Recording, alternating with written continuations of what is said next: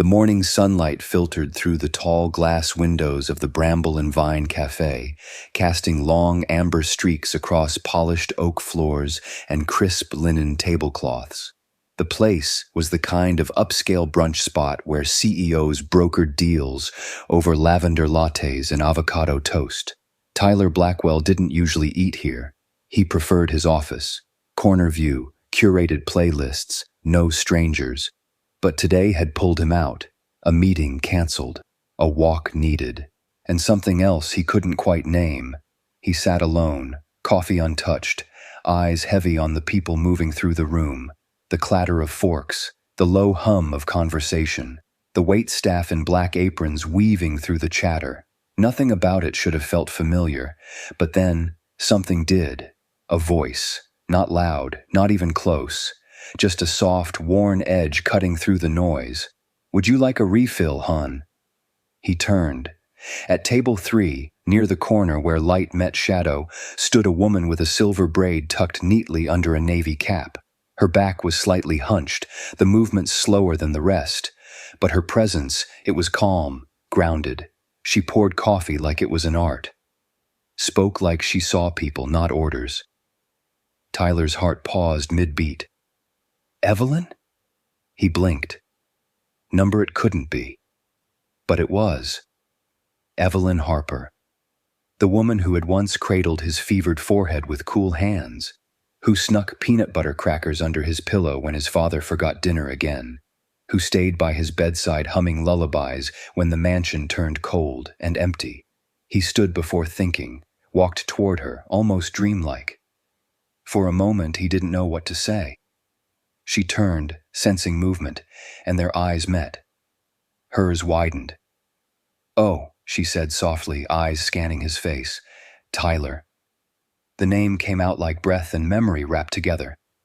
He swallowed hard. "Ms. Evelyn, what are you doing here?" She smiled, a little shy, a little sad. "I pour coffee now, sweetheart. Been here about 8 years." 8 years. The words clanged in his chest. A woman who had given him love when no one else had, forgotten by the world, carrying plates in a place that didn't know her worth. "I thought, after you left, I never knew where you went," he said quietly. "No one did," she replied, gently setting down the carafe. "That house wasn't a place I could stay." He remembered that day now. She was gone without warning. No goodbye, no closure, just silence in a house already full of it. And now here she was, her hands still kind, her presence still soft, but working a job that felt undeservedly small. "Can we sit?" he asked. She looked around, smiled at her manager, then nodded. 10 minutes. Breaks coming up. Tyler sat back at his table, heart pounding like it hadn't in years. Not from fear, but from something deeper. A door he thought had closed long ago had quietly opened again. And on the other side was the woman who once taught him what love was supposed to feel like. Tyler didn't speak much while he waited. His coffee had gone cold, but he barely noticed. Across the cafe, Evelyn was clearing dishes from a corner booth, her hands moving with practiced grace. She offered tired smiles to the regulars. No one here seemed to know who she truly was, or who she had once been to him. When she finally returned, she set her notepad aside and sat across from him, smoothing the front of her apron like it still mattered. "I almost didn't recognize you," she said gently. "You filled out. Your father would have said that means you've done well." Tyler looked away for a moment. "He would have said it like an insult." She chuckled softly. "Yes, he probably would have." They sat in quiet for a moment. Tyler studied her face, lines deeper now, eyes a little dimmer, but still that same softness, the same steadiness that used to calm his nightmares. Evelyn wasn't just a nanny. She had been his entire world when the rest of it made no sense. "You disappeared," he said finally.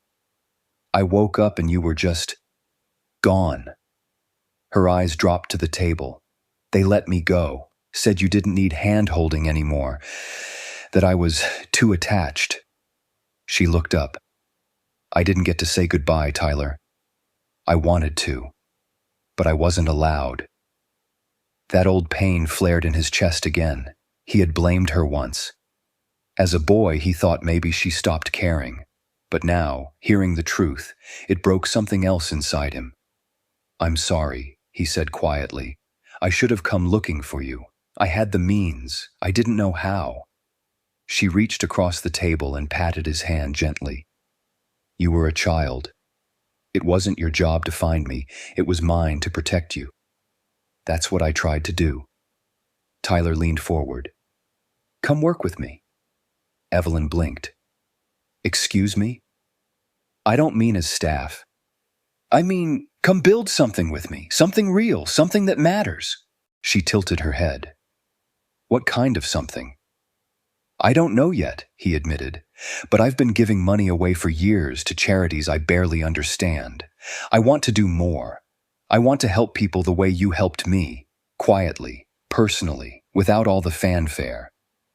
Her eyes filled, just a little. "You don't owe me anything, Tyler," she said. "This isn't about owing," he said. "This is about meaning. And I can't think of anyone better to help build that than the woman who saved me from becoming exactly like my father." She looked down at her hands. Worn, calloused, strong. Then she looked back at him. "What would we call it?" He didn't hesitate. "Harper's Hope."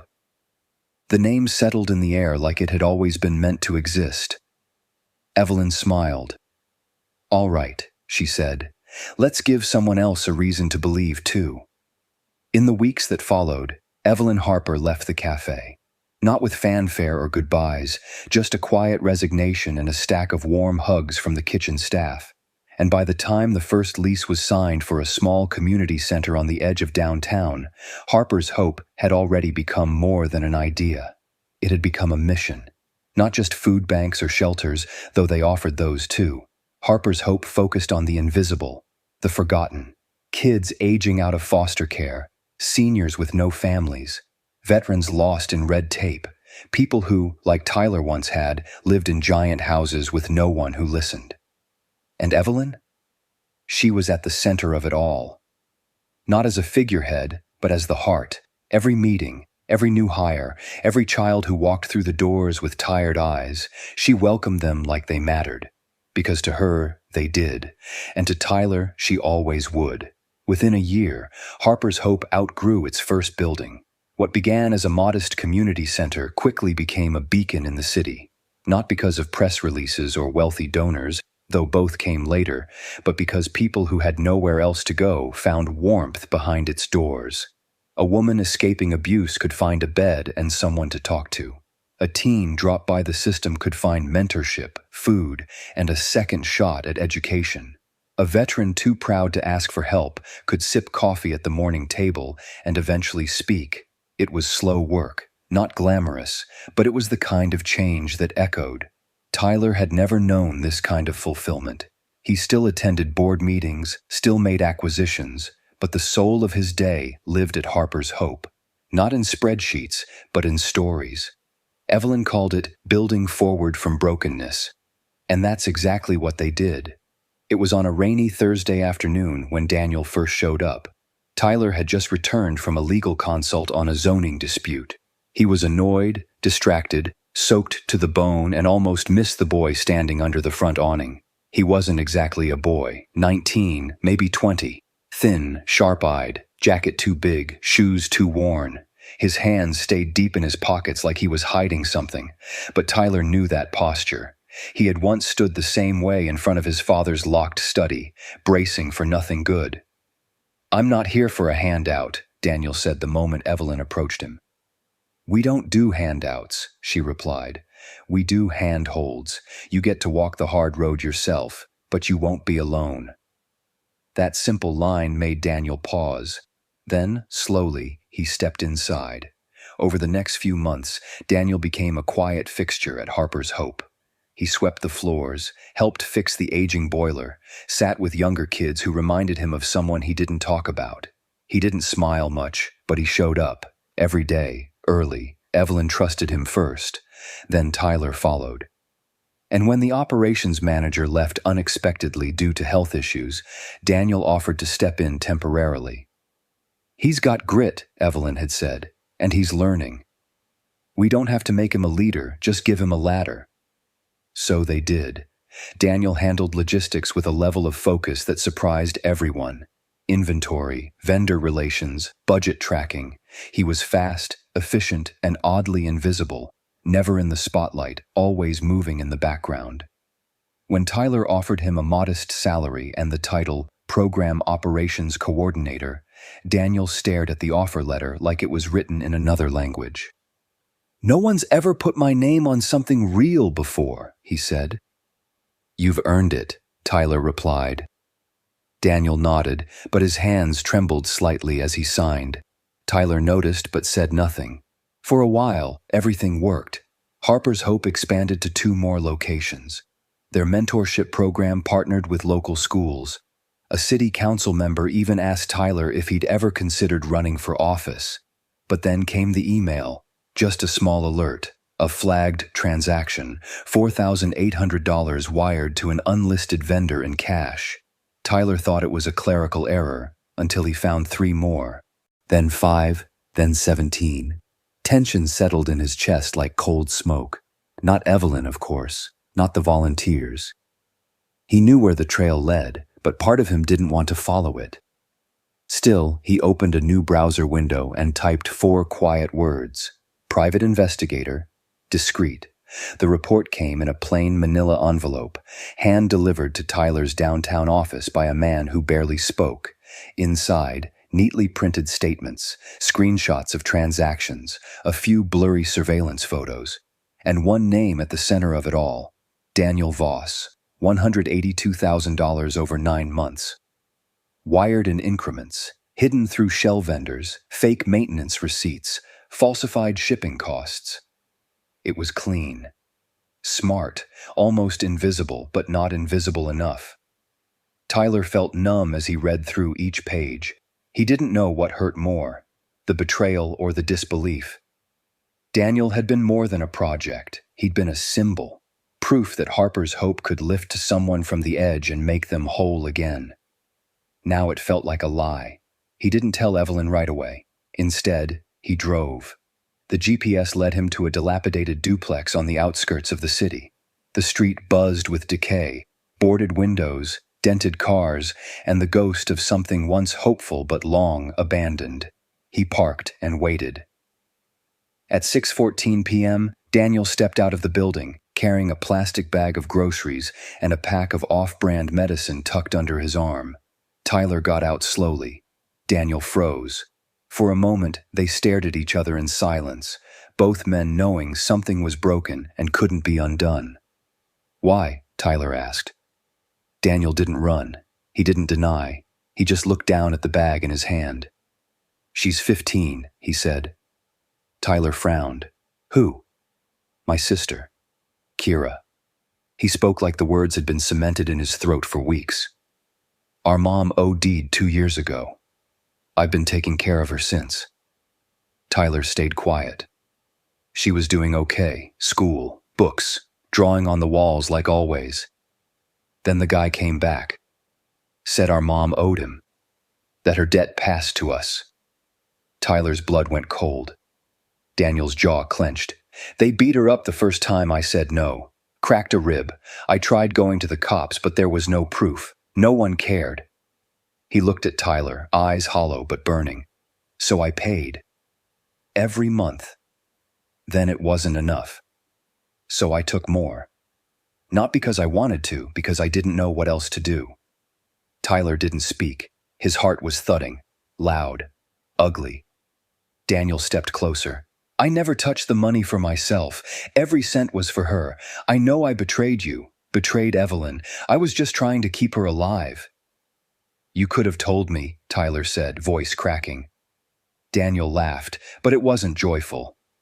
"You're a billionaire, man. You don't know what it's like to beg for mercy from people who only deal in bruises." Tyler's hands trembled. This wasn't a crime of greed. It was a cry for help that had come too late. "Where is she now?" Tyler asked. Daniel blinked. "Safe, for now. But I don't know how long." Tyler's thoughts raced. Evelyn had once saved him from a world that was cold and indifferent. Now someone else stood in front of him, young, desperate, drowning. He could call the police, file charges, make an example. But then what? Kira would suffer, Daniel would rot, and Harper's hope would lose the very soul it claimed to protect. This wasn't about punishment, it was about purpose. "Meet me tomorrow," Tyler said. "Same time, same place. Bring anything you have on the people threatening her." Daniel's eyes widened. "Why?" Tyler turned to leave. "Because we're not calling the cops." He paused at the door of his car. "We're ending this ourselves." The warehouse where it all went down was the kind of place no one looked at twice. Rusted gates, shattered windows, a fading sign that once read, "Barton Paper Supplies." Now it was home to a gang that traded in debt, fear, and kids like Kira. Tyler sat in the back seat of an unmarked black SUV parked 2 blocks away. Earbuds in, eyes locked on the live camera feed from the wire Daniel wore under his jacket. He hadn't slept all night. Neither had Evelyn. She had been furious when he told her. Not at Daniel, at the world. "He did what he thought he had to," she said. "That doesn't make it right, but it doesn't make him unworthy of saving either." So she made the call, to a friend, a retired detective who once ran undercover narcotics. Now that man stood across the street in a delivery uniform with backup waiting in an alley. The plan was simple. Daniel would meet with the gang's collector, deliver a fake payment envelope filled with marked bills, and stall for enough time to let the cops close in. Tyler had secured immunity through quiet backdoor deals. The DA would agree to probation if Daniel cooperated fully, but it had to go perfectly, or someone would die. At 7:03 p.m., Daniel stepped through the warehouse gate. The voice came over the mic instantly. "You're late." "I had to be careful," Daniel replied. "Heat's rising." Tyler's hands tightened around the steering wheel. Another voice joined in, deeper, crueler. "You brought the cash?" "Yeah, it's all there." A pause. "But I need this to stop. Kira's just a kid, man." A short, mean laugh. "Then maybe you shouldn't have let your junkie mom die with a tab. That girl's a down payment." Tyler's stomach churned. On the feed, Daniel's hands reached into his coat. The camera wobbled. "Don't move too fast," the first man snapped. "You trying to be clever?" "No," Daniel said, "just trying to protect my sister." He tossed the envelope on a crate. The sound echoed. "This is it. Last time. After this, we're done." The men stepped forward. That was the signal. 3 words came through Tyler's earpiece like a gunshot. "Go! Go! Go!" Police stormed the building from all sides. The warehouse erupted in chaos, shouting, slamming metal, someone screaming, "Get on the ground!" Daniel hit the floor with his hands over his head. One of the gang members tried to run, but was tackled instantly. In less than 90 seconds, it was over. Tyler exhaled for the first time in what felt like years. Later, at the station, the detectives confirmed it. Marked bills, audio proof of extortion, illegal firearms on site. It was enough to bury the gang. Daniel sat alone in a side room, pale and shaking. When Tyler entered, he stood up fast, unsure whether to apologize or thank him. Tyler didn't let him do either. "You did good," he said simply. Daniel nodded.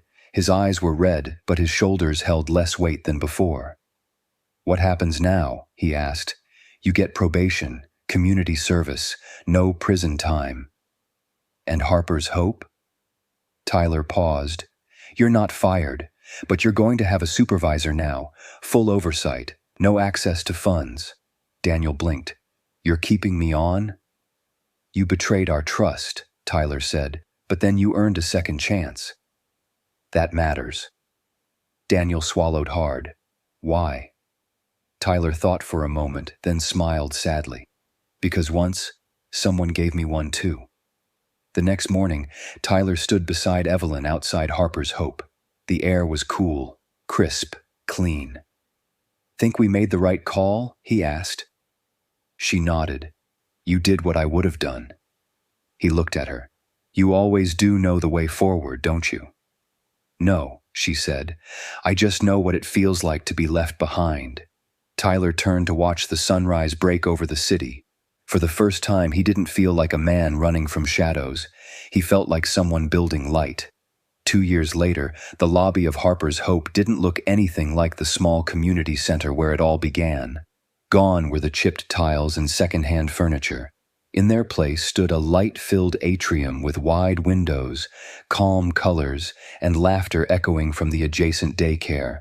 Offices buzzed with purpose, not paperwork. A legal aid center now occupied the West Wing. The East Wing held a trauma-informed art studio. But the soul was still Evelyn.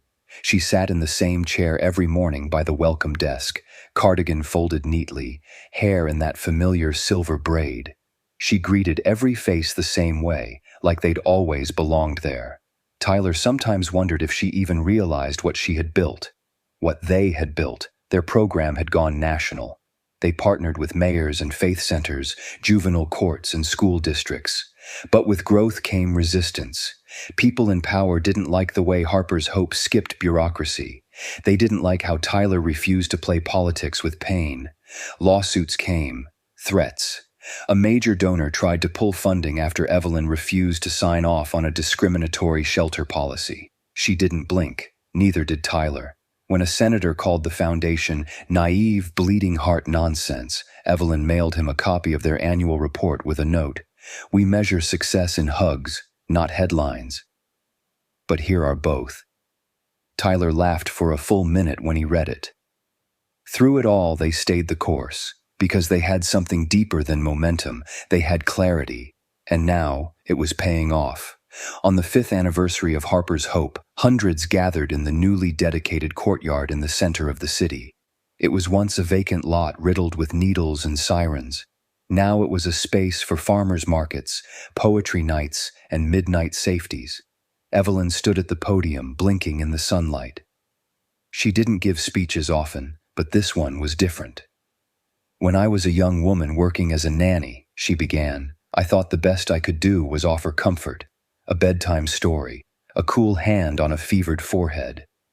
She looked at Tyler. "But what I've learned is that comfort isn't small. Love isn't small. If given room, they can grow into entire movements, into policies, into hope with a name." The crowd fell into reverent silence. Tyler stepped up next, eyes bright behind his glasses. "I spent most of my life building wealth," he said. "But the thing about money is, it doesn't hold you when you're broken. It doesn't sit beside you in silence. It doesn't see you." He turned to Evelyn. "But she did." He took a breath. "So I gave my fortune to the foundation today. It's all yours now, Harper's Hope. I'm still here, still fighting with you. But this work, it's not mine to own. It never was." A ripple of gasps ran through the audience. Evelyn's eyes widened. "Tyler!" "I'm not dying," he said, laughing. "I'm just finally living." Afterward, as people mingled in the golden evening light, Tyler found her at their favorite bench beneath the oak tree. "You gave it all away?" she asked gently. "I gave it back," he replied, "to the only thing that ever made me feel whole." Evelyn smiled, her eyes misty. "You've become the man I always knew you could be." "And you," he said, "are the mother I never had." They didn't need to say more.